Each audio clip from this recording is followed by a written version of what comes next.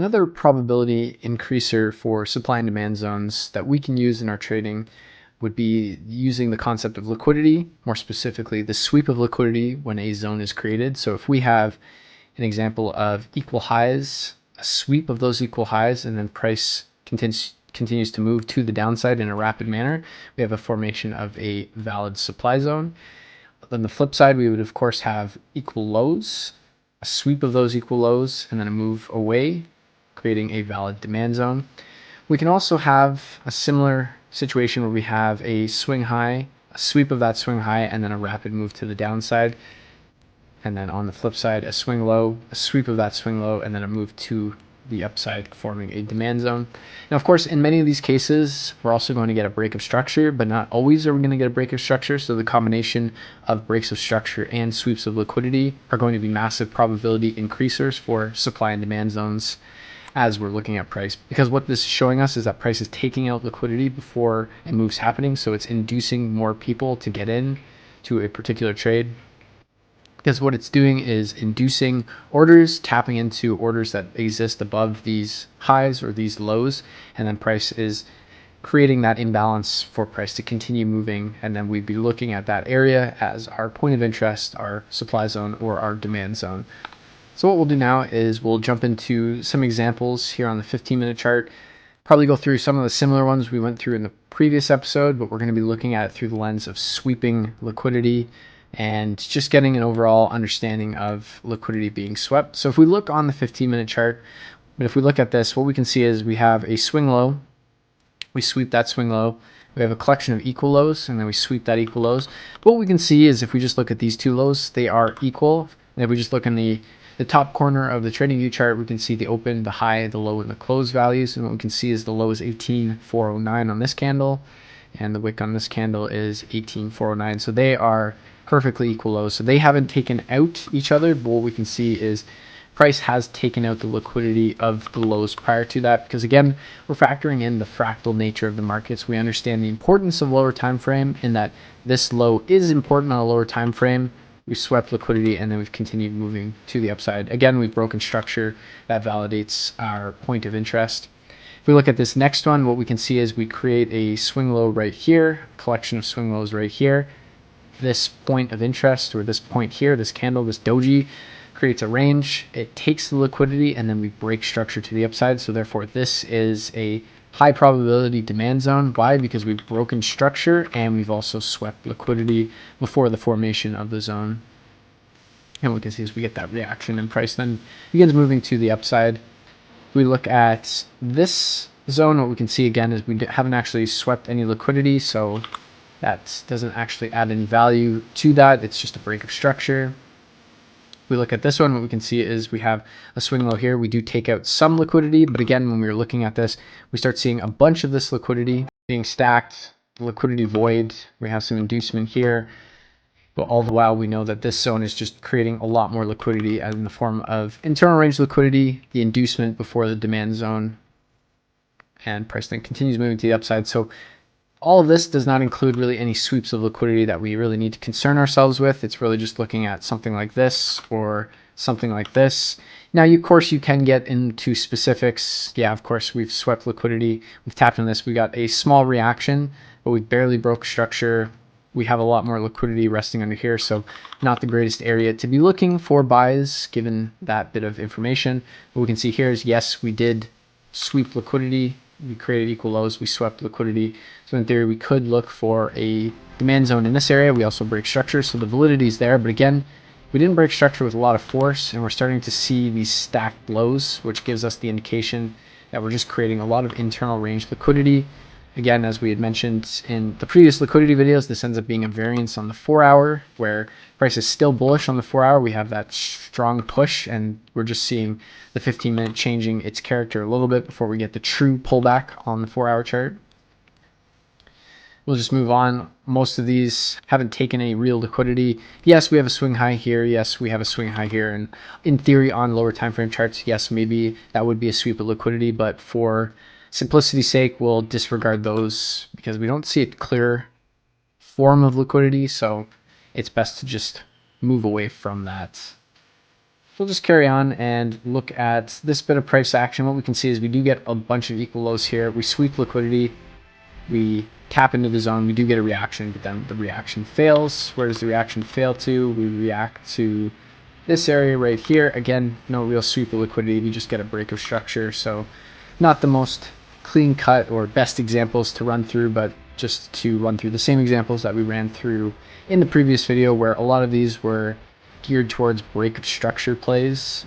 What we can see, we're just looking on the demand zone side of things, is we sweep liquidity, we create a point of interest within something like that, where we get this pivot. But as we can see, and as I mentioned in the previous episode, is that we don't actually tap into that demand zone, but the rationale and the logic is still there. What we can see is we get some inducement, we get a liquidity sweep here. So what we can see is, although we haven't broken structure, we've swept liquidity. So we could be looking at this point of interest as well, or more specifically the wick.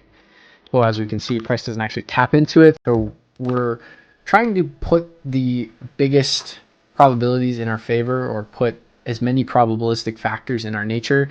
And what we can see is if we're just looking at this bit of structure, yes, we've broken structure here. Now we're operating within this range. Yes, we've taken out liquidity, but we haven't actually broken structure.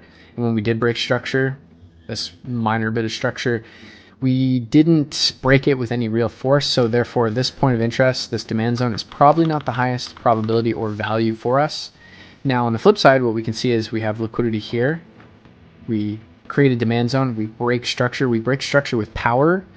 We come in and then we get a reaction, albeit slow moving, and we end up tapping into, again, this supply zone and move to the downside. But again, we can more than likely trade that about 27 pips. And then we'll just continue on a little bit further. Again, none of this swept liquidity. We took liquidity with this, so in theory, this could be a valuable point of interest for the future, but we don't know that for sure. Now what we'll do is we'll just jump into the 1 minute and go through the same examples as we did in the previous episode, just to continue driving the point home a little bit more. So we'll start in the exact same spot. We are in a downtrend on the higher time frames. We've switched bullish here on the 1 minute. And what we can see, if I just zoom in just a little bit more, we have equal highs, highs, highs. We sweep that liquidity and then we move to the downside.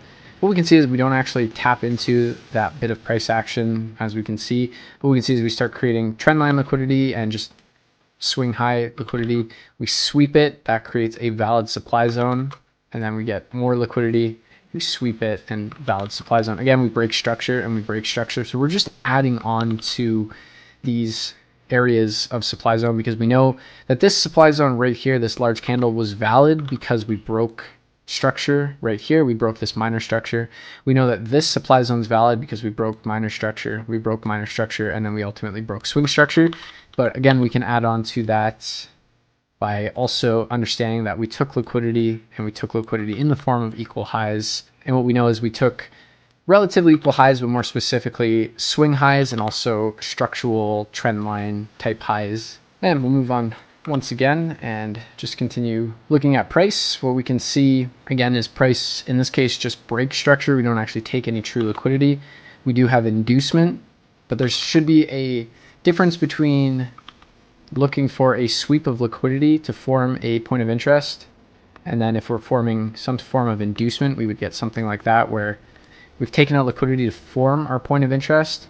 We create inducement, or the formation, in this case, of buy side liquidity, to fill the liquidity void, to tap into the supply zone, to then continue on. So there is a very big difference between inducement and liquidity. So in this case, this is inducement right here. We've created equal highs. We've swept those equal highs to tap into the supply zone, and we continued.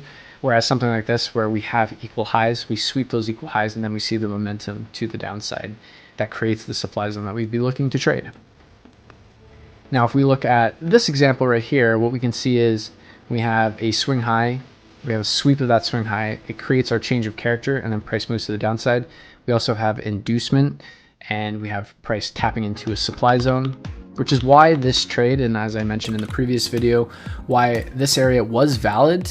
It was just, you needed a little bit more probability to look for this, because we've broken such minor structure, and whether you counted that as structure is totally up to your own bit of judgment and testing. As we know on a lower time frame, so seconds, that this would be a change of character, and this would be structure on the seconds time frame, but if you don't trade or have access to the seconds time frame, which a lot of us don't, it's not something overly important, but it's just something to be mindful of. But yes, we have a very basic break of structure, but what makes this a little bit more high value is we have a sweep of liquidity, more specifically this sweep of liquidity, some of these equal highs here, or a collection of equal highs right here.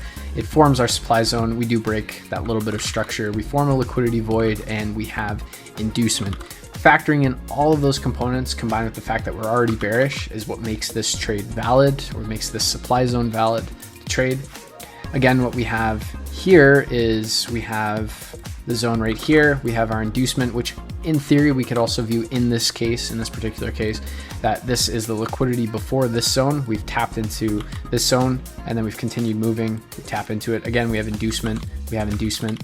What we can see here is we swept liquidity. We've created a valid point of interest right here, but this is a zone that does not get tapped until much later. But as we can see, if we use this candle right here, or we refine to something like this does wick it by like a pip, which is not a big deal, but something to keep in mind is we do get a valid point of interest, which is why this gets respected. So let me just make that a little bit smaller. You can see as we break structure, we break structure, we break structure, we break swing structure. This is that origin of the move that breaks that structure. We've taken liquidity, we tap into it, and then we continue.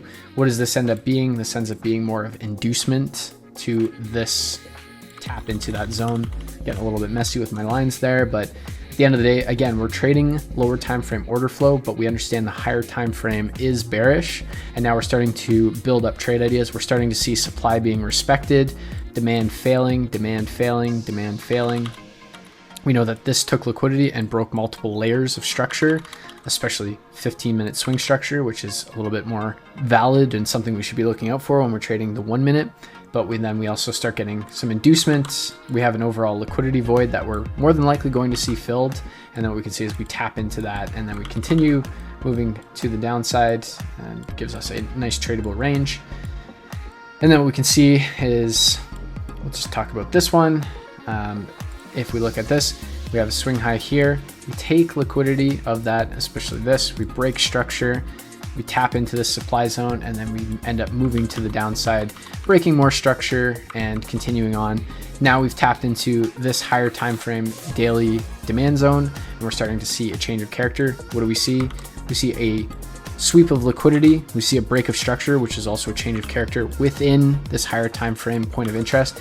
This is why this ends up being valid. If we didn't have a higher time frame point of interest here, and all we had was a sweep of liquidity and a change of character, and we're in the middle of nowhere, I would proceed with caution because we're still very much counter trend. But because we're in a higher time frame point of interest demand zone, this is where logically we could start to look for supply turning into, this is where we could look to start seeing supply failing and demand starting to be respected, if that higher time frame demand zone is going to be the catalyst to change the overall trend. And as we know with supply and demand, we're more than likely going to get a reaction from it, whether it's a full reaction that we can continue to trade or just a simple reaction that we can take small trades on. A whole different story, but this is why this becomes important, because if we're just trading this in isolation, you're going to have a bad time in many cases.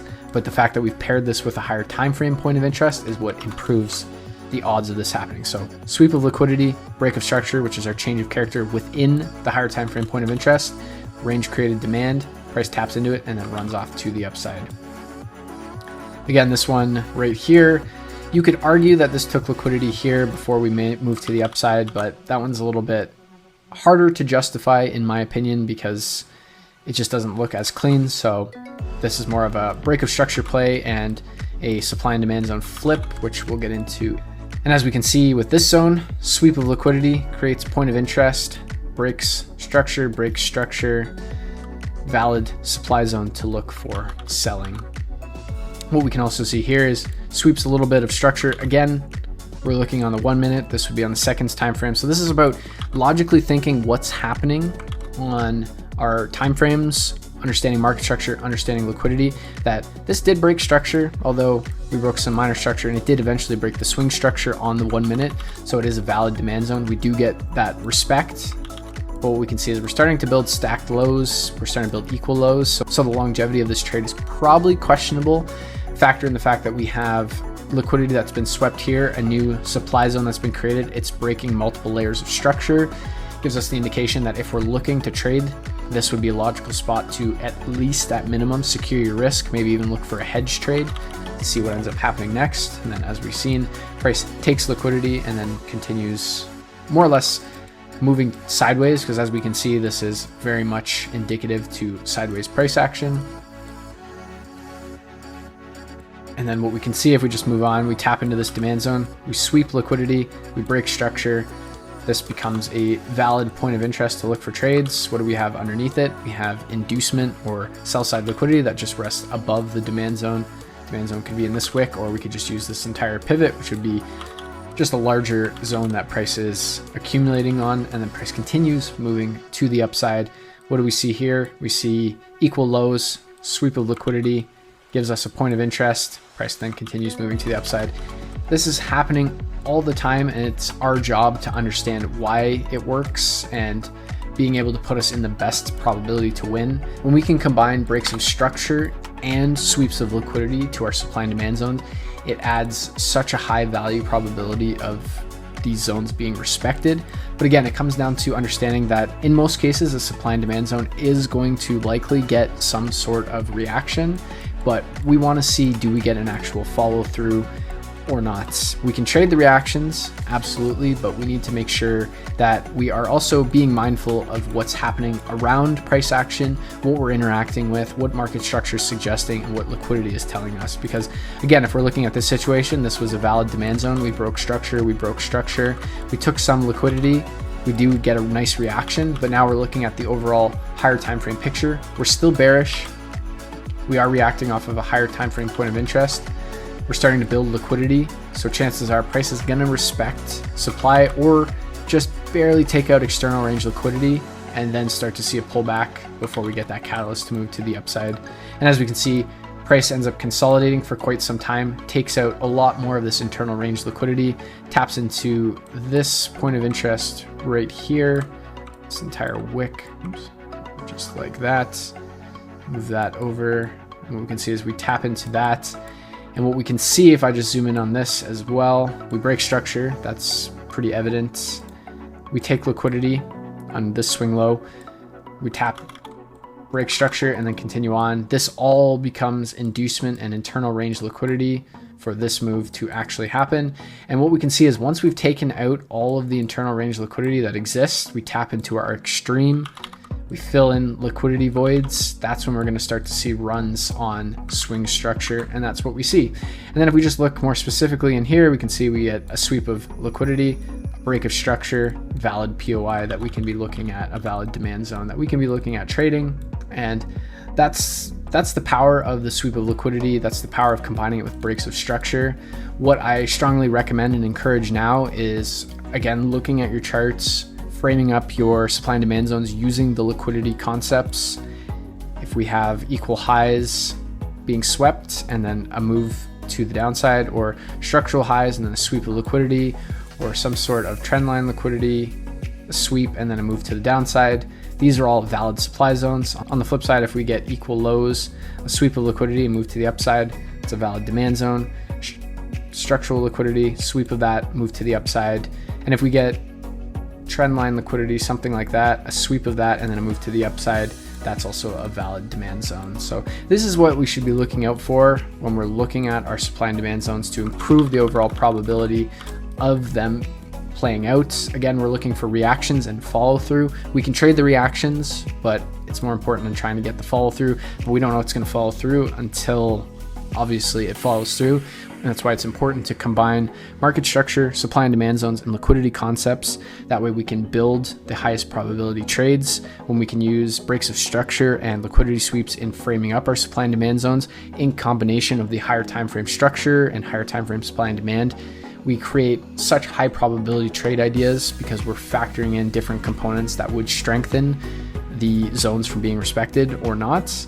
And then also if we start factoring in how price returns to these zones, whether it's corrective, whether it's V-shaped reversals, or whether it is more rounded returns, that also will improve or diminish the probability of these zones playing out. So definitely take a look, definitely dig into this, look at previous trades you've taken, different markups that you've made, and just identify if they have created sweeps of liquidity beforehand. If they did, chances are that was probably a higher probability zone. But then again, similar to what I had said in the previous video, then we need to start looking at, if we have multiple zones, what is the most high probability zone? Are we creating liquidity? Are we sweeping liquidity? Are we targeting internal range liquidity? Do we have a lot of momentum from one zone versus the other? We need to start comparing and really thinking critically about what's going on, especially when we have multiple zones. Because at the end of the day, our job as traders is to take the information that the markets provide us, frame up pros and cons to particular trade ideas, and run it through a